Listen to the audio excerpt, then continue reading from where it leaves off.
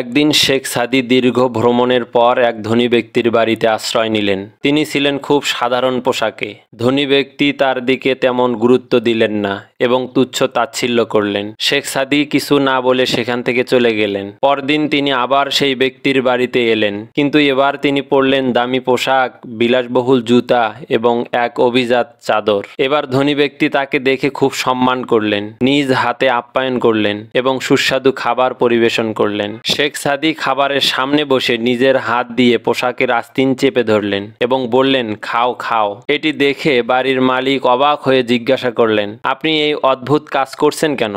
শেখ সাদী হাসলেন এবং বললেন, কাল যখন আমি সাধারণ পোশাকে এসেছিলাম তখন আপনি আমাকে তুচ্ছ জ্ঞান করেছিলেন, কিন্তু আজ দামি পোশাক পরে এলে আপনি আমাকে এত সম্মান দিলেন। এর মানে দাঁড়ায় আপনি আমাকে নয়, আমার পোশাককে সম্মান করছেন। তাই এই খাবার আমার পোশাকেরই প্রাপ্য। এই গল্প থেকে শেখার বিষয় হলো, মানুষকে পোশাক বা বাহ্যিক ব্যবহারের মাধ্যমে বিচার করা উচিত নয়, বরং তার জ্ঞান, চরিত্র ও গুণাবলী দিয়ে মূল্যায়ন করা উচিত।